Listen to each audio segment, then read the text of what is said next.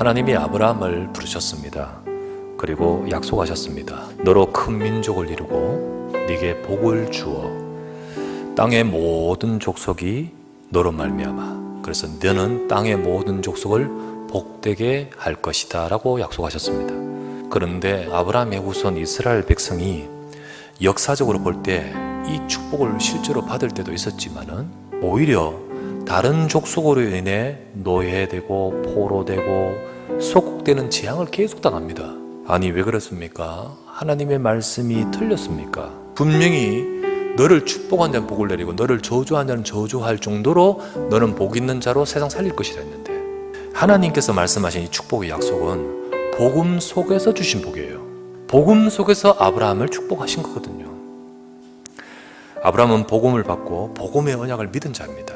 자, 여러분 성경을 확인해 보세요. 갈라디아 3장 8절에 하나님이 이방을 믿음으로 말미암아 의로 정하실 것을 성경이 미리 알고 먼저 아브라함에게 복음을 전하되 모든 이방인이 너로 말미암아 복을 받으리라 하였느니라.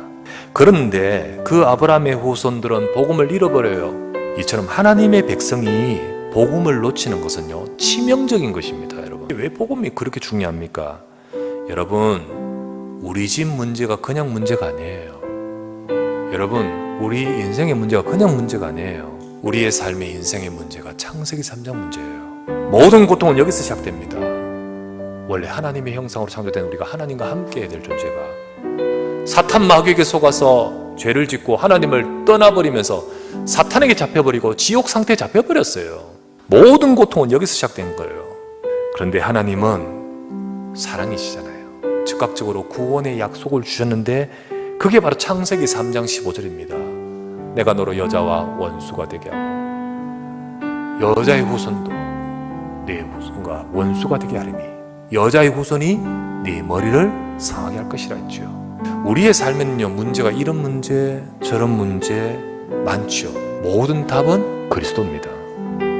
출애굽기 3장 18절에 그리스도의 답을 주실 때는요 이스라엘에서 노예 상태입니다. 민족적 문제죠, 육신의 문제죠, 신분의 문제, 운명의 문제죠, 정치 문제죠. 거기도 답은 그리스도입니다. 이사야 7장 14절에는요 전쟁의 문제가 터졌어요. 나라가 적국이 쳐들어와요. 그때였습니다. 선지자가 주신 답은 그리스도 복음이었어요. 여러분과 제 삶에 이런 문제 저런 문제 있지만은 하나님께서 주신 답은 오직 그리스도입니다. 그런데 하나님께서 그리스도를 놓친다? 치명적인 거예요. 치명적인 거. 이스라엘 백성이 광야에서 역병이 일어났습니다. 전염병이죠. 병이 일어났어요. 그때도 다 주신 답은 그리스도였어요. 문제는 각양 가는데 답은 그리스도였어요. 여러분 아무리 고상해도요 아무리 정말로 대단해도요 복음 놓치면 안 됩니다. 아무리 대단해도 창세기 3장으로부터 오는 저주와 재앙의 인생의 문제를 못 이깁니다. 오직 복음만이 승리할 줄 믿습니다.